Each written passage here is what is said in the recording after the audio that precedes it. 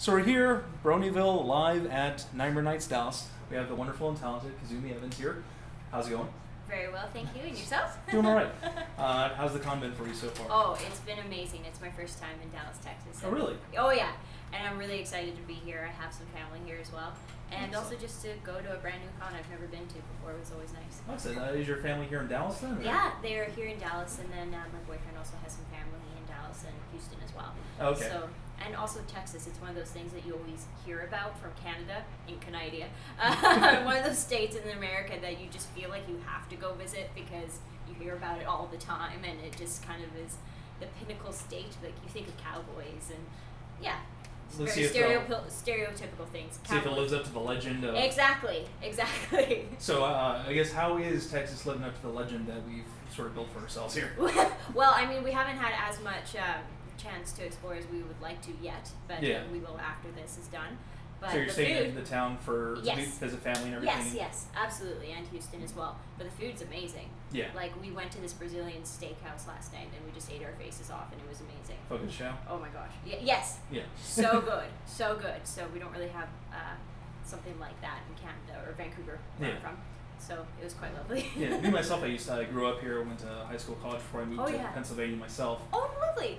So yeah, I miss the food because everything in Pennsylvania is like boiled potatoes. I've been to Carlisle, Pennsylvania. Sorry, I can't speak English. Pennsylvania before, and visited that for 6 weeks. I was in ballet school there for a while, so very small part. Yeah.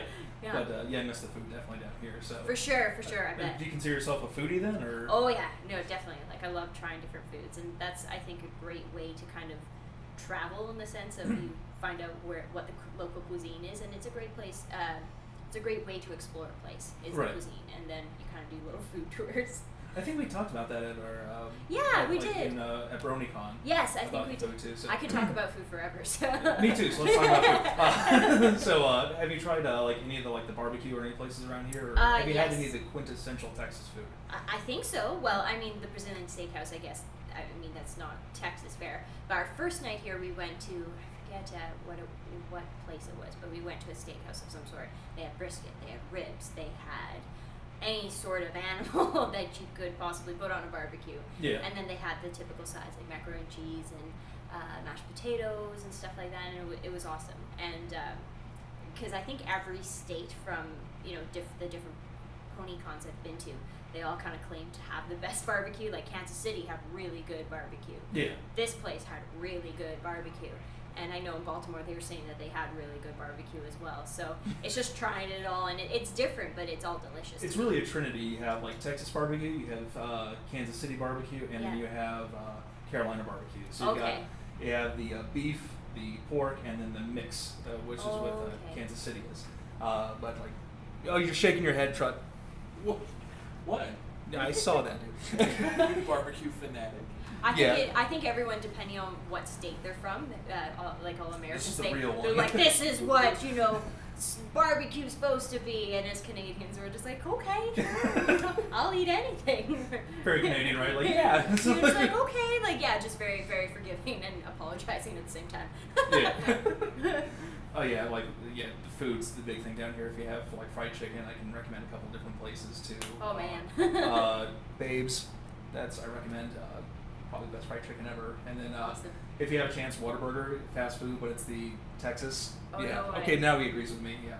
There's a Whataburger down the road. Even if you for a fast food cheeseburger, it's the place to go. Oh wow.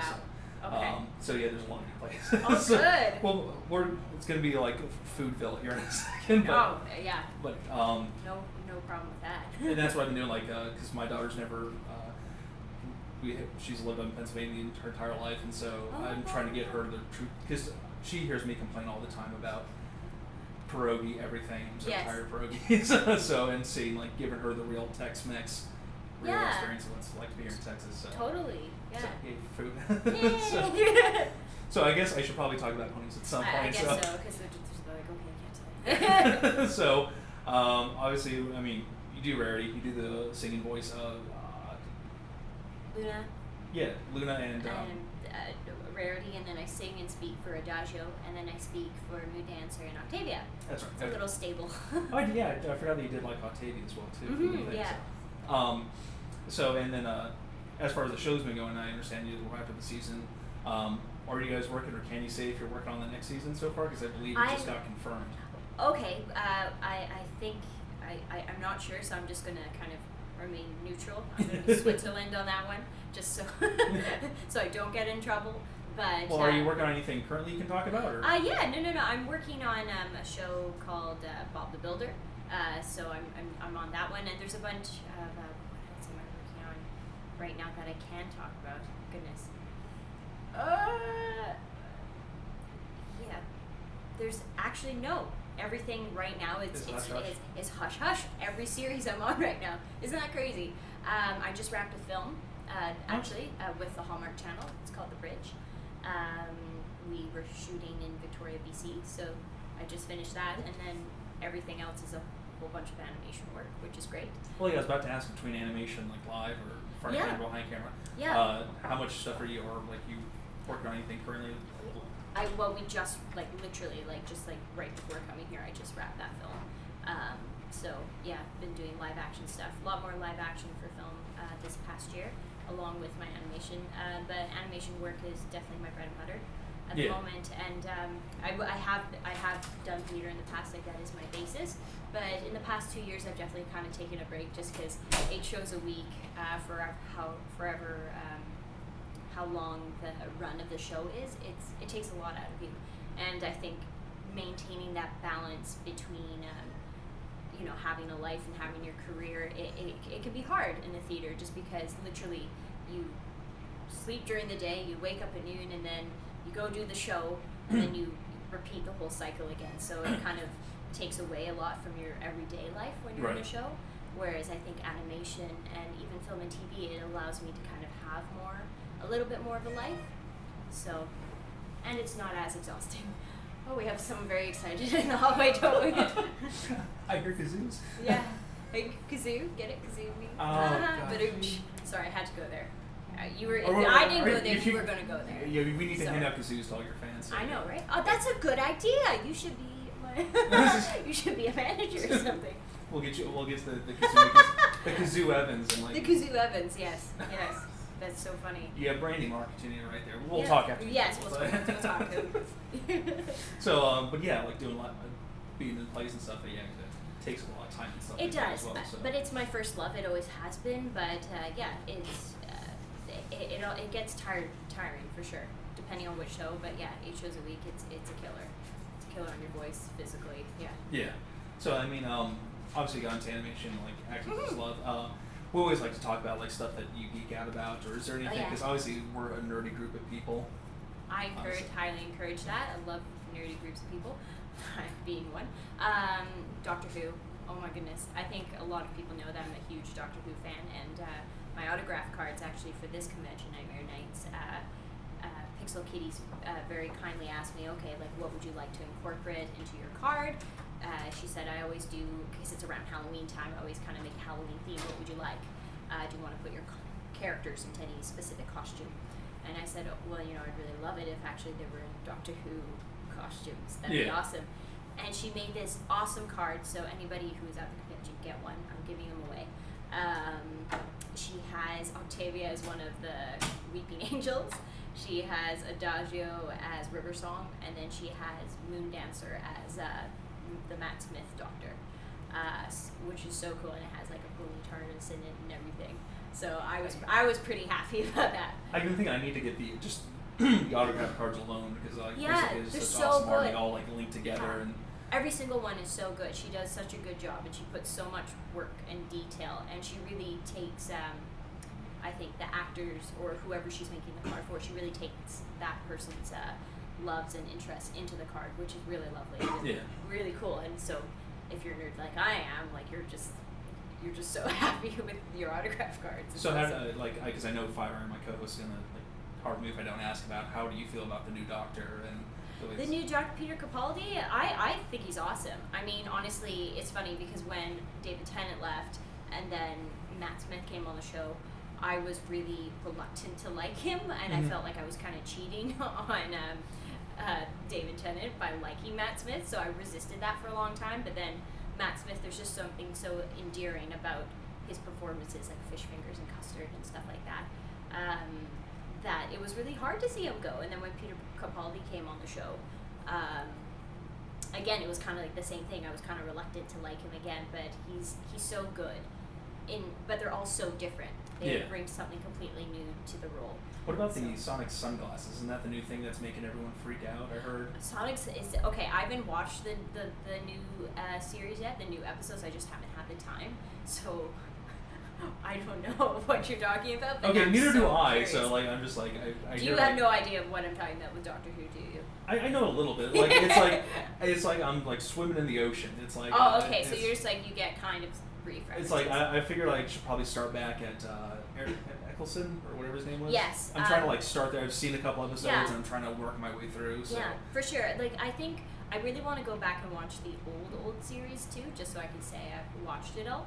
But for definitely people who are getting into the show who haven't watched like the old series prior to that, I would say start from Eccleston, just because a lot of people when you try to describe the show, or at least maybe it's just me trying to describe the show to other people, they think it's stupid, just the concept.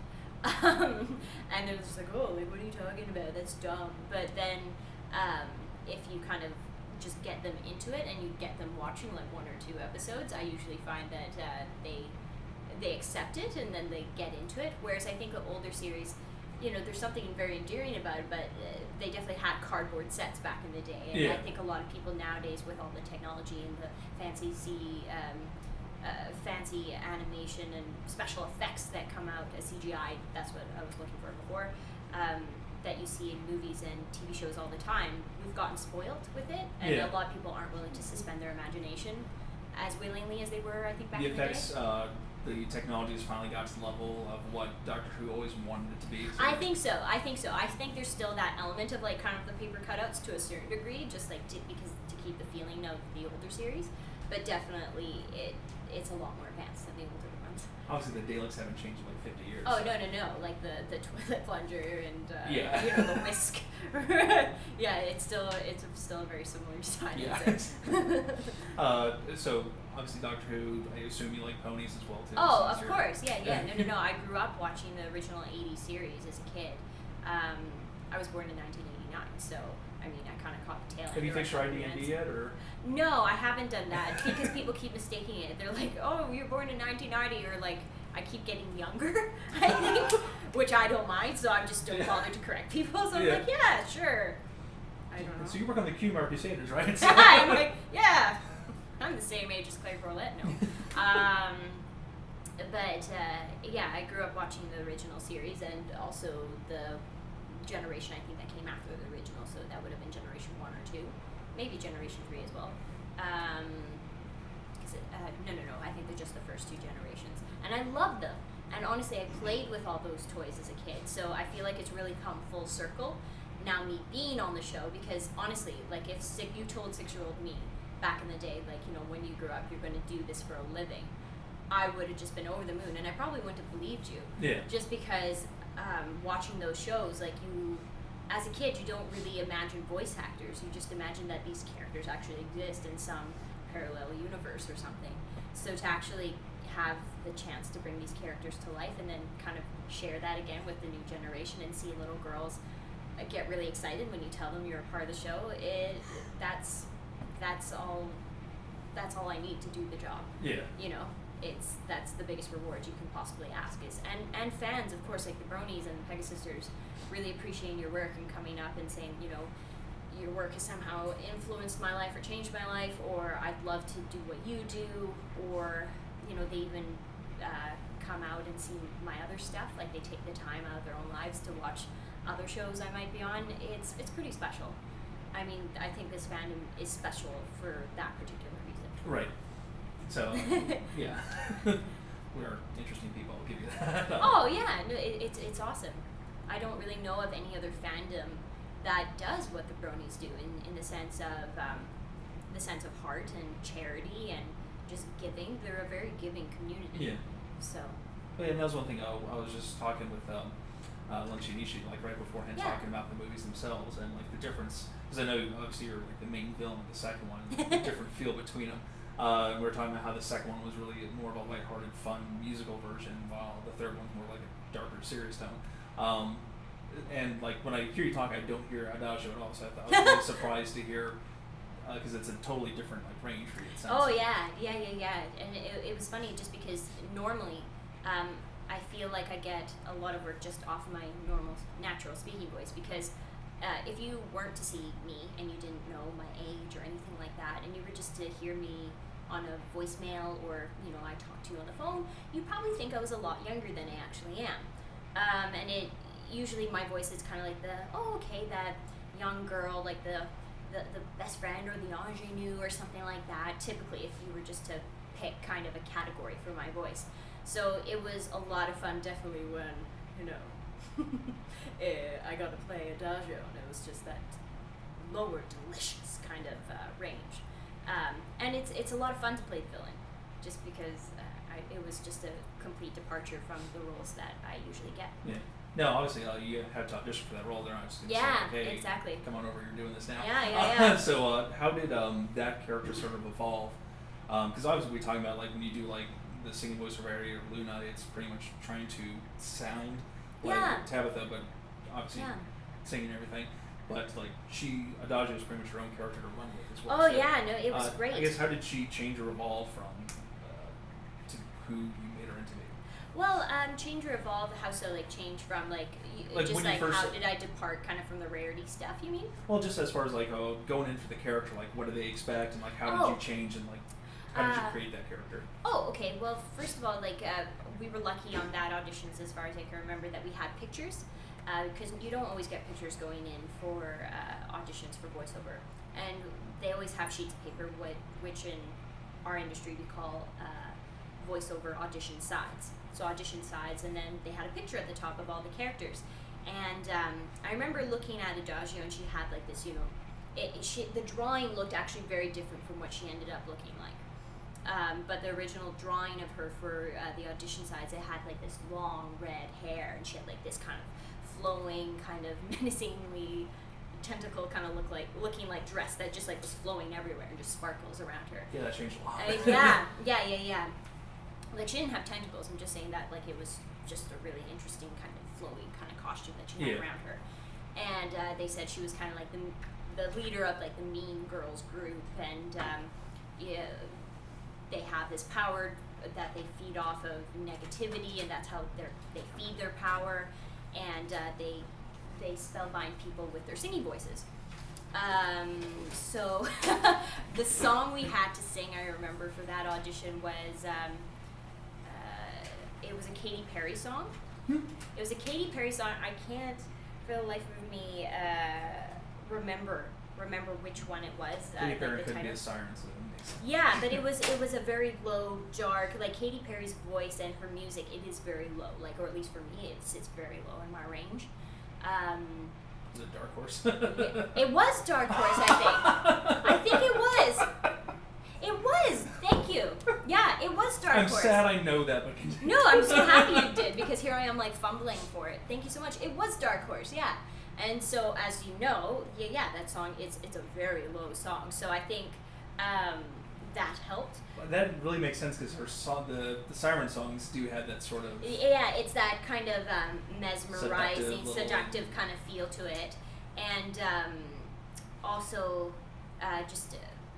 I don't know, like when I think of a villain, like I don't think of their voice kind of being high and like, young and friendly and warm, like I think of it being low and dark, and I think just from reading the sides, like I felt that the seductive kind of, not sexy, but like kind of that dark seductive route was the best way, so that's how it kind of turned into this. Like I think whenever I audition, like it can change in so many takes, like but that just felt really natural and really comfortable, and and then I think they asked me to do an evil laugh, and then that's what came out of it. So yeah.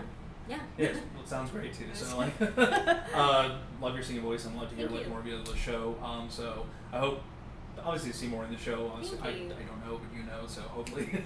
So you're like, but you know that I know that you know. Yeah, exactly. Yes, so, yes. and you know that we're talking about Kazumi here. So, But thank you so much. Thank you so much for coming on our show. I really do Thank appreciate you. it. Look forward to seeing you more in the future. And Thank you so much. hope to see you at more cons as well too. Thank So, you. always a pleasure. Pleasure. Thank All you right. so much. And everyone, this has been Kazumi Evans, and thank you for watching from Nightmare Nights Dallas. Thank you. Ta-da.